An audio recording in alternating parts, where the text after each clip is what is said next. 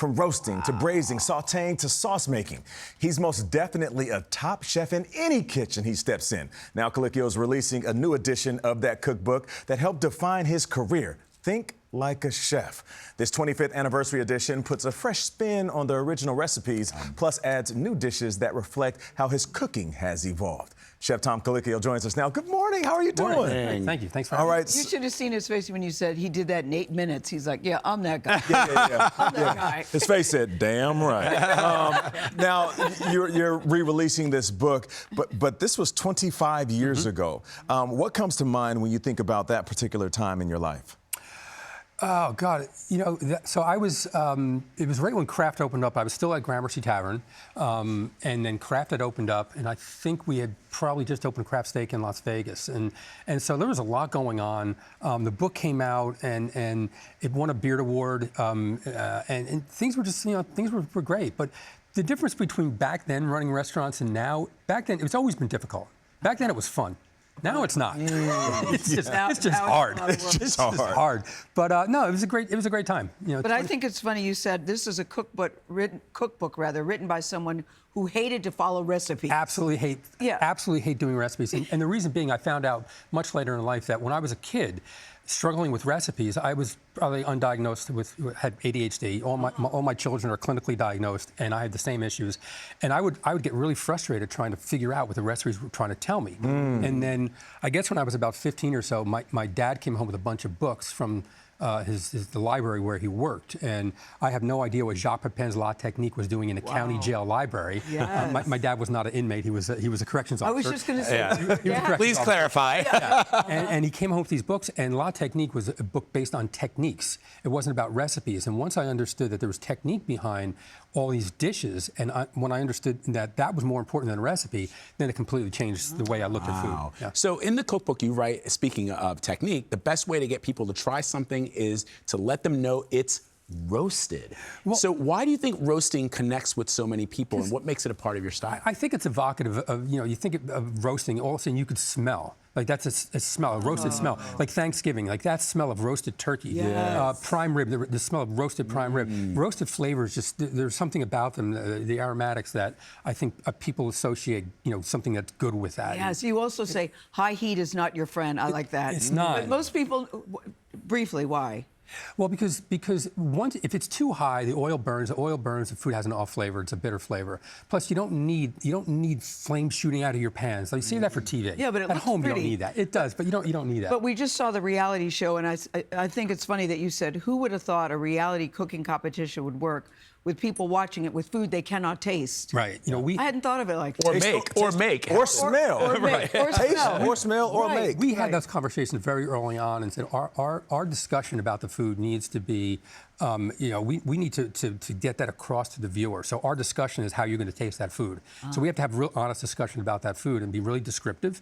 And I think that's why it works. But Tom, what do you make of your profession? Because back in the day, chefs are now rock stars. Yeah, you're right, Gayle. They're rock stars. How do you take all that? And there's influencers that can be rock stars overnight just by cooking on their social media platforms. And you are one of those rock stars. What do you think about that? We're not. I know rock stars. We're not rock stars. I don't know. I don't know, Tom. You know what I mean. Also, nowadays I'm home by a certain hour. I'm bed early. Stop it, Tom. You know what I mean. But you know that people will go out of their way if they know there's a particular chef working or cooking in a restaurant. They'll go. They'll book that. It's like a comedian showing up at their local Laugh Factory. Yeah, but that's not something that's new. If you think back to, we all heard this word nouvelle cuisine. It was sort of back in the 70s where French chefs all of a sudden started stepping out from behind the stove and people knew who they were. The biggest change, besides using different ingredients and making the food lighter, the chefs were plating food. Prior to that in France, everything was put on platters and served, French style from a platter. Now all of a sudden you're putting your fingerprint and your thumbprint on a dish, and so then people want to know the personalities. And so that's how it is now. It's like any profession where you're doing something creative. Yeah. Well, I will say this. I now look at shrimp differently. You tell a story in the book where as a little kid, you had to peel 60 pounds of shrimp, and then they gave you another 60 pounds. I never think somebody had to peel that and devein them and all that. That was my first day in the prep kitchen. I already had worked in a restaurant as a busser when I was young. young, and they were punking me. The prep crew, they were just completely punking Let's me. work that was a job that we were all supposed to do. Yeah, well, Tom, the book is incredible. Once again, thank you so much. We appreciate you coming in. That is my hand. Think Like a Chef, 25th anniversary edition is on sale now. Make sure you go get it. We will be right back. Yes, yes. Of course, that is the one and only top chef himself, Tom Colicchio. 25 years ago, folks, he wrote a cookbook, it's right here, that helped inspire a generation of home cooks and professional chefs. And now he is out with this new edition. All these years later, is still encouraging people to think like a chef. The 25th anniversary edition is all about understanding technique and trusting your palate and finding joy in the creative process. Chef Tom Colicchio joins us this morning. Good morning. Good to see you again. So in your cookbook, you write about how you learn to think like a chef from experience and not from following specific recipes. Right. Break that down. Well, for me, I struggled following recipes. I most likely would have been diagnosed with ADHD. All my children are clinically diagnosed, and so I really struggled with the recipe and trying to figure out what the cookbook author was trying to get at. And it wasn't until I was around 15 or so, my dad brought home a copy of Jacques Pepin's La Technique from the county jail where he worked, and I have no idea what that book was doing in the county jail. But they were eating good at that jail. Yeah, there was some probably Or just wishful thinking. Yeah, some housewife or something just decided to give her collection to the jail. But anyway, this book stressed techniques and methods, not so much recipes. And the idea that if you know how to roast a chicken or roast a lamb, once you know how to roast something, then you can roast something. You learn how to braise something, and you can braise something. And then from there, once I understood that it was about technique, very, very similar to music when you think about it, right? Then you're able to sort of, you're free to just go shopping and buy ingredients and cook, which is what I wanted to do. I didn't want to be bound to following a recipe that I was struggling to understand. Well, you wrote that you learned to cook to get away from recipes, and that this book was almost inspired by a class that you were teaching where it was really about the thought behind being a chef more than anything.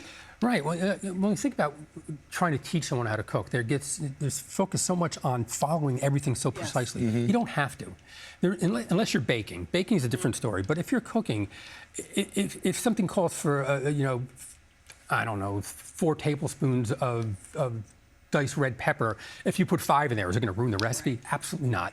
So one of my favorite cookbooks was by a cookbook author named Elizabeth David, and she assumed that if you had this cookbook, you knew how to cook. And so there weren't amounts. It was just, this is what's in the recipe, follow it.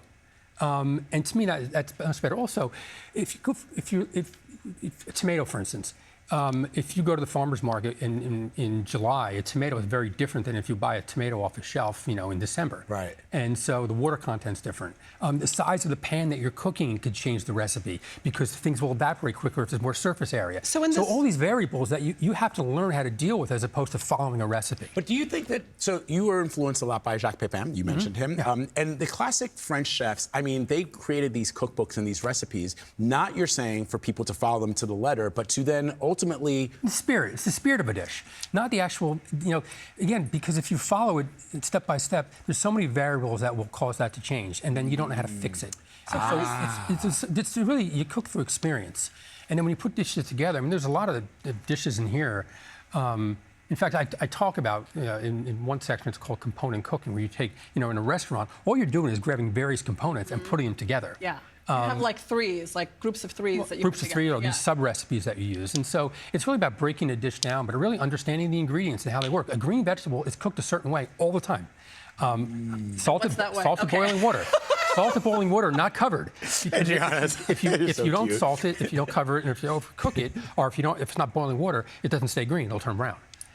Don't use acid, because acid will turn to brown as well. So I don't put lemon on top of my kale? At the very end. Okay. The very end. This is why you got to get this book so you can learn to think like a chef. Good. I need this. So good, so good. Chef, thank you so much for stopping. You're welcome, sure, of course. What was that dessert, really quickly, that you were saying was the best dessert you'd ever had? Do you remember? Oh, I don't remember it. No, but that was the finale of, I forget what season, but her dessert was just absolutely spectacular. I don't remember. You remember the feeling. But you remember That's what's important. I remember the feeling, exactly, yeah. Tom, thank you so much. Thank you so much, Tom. Appreciate you.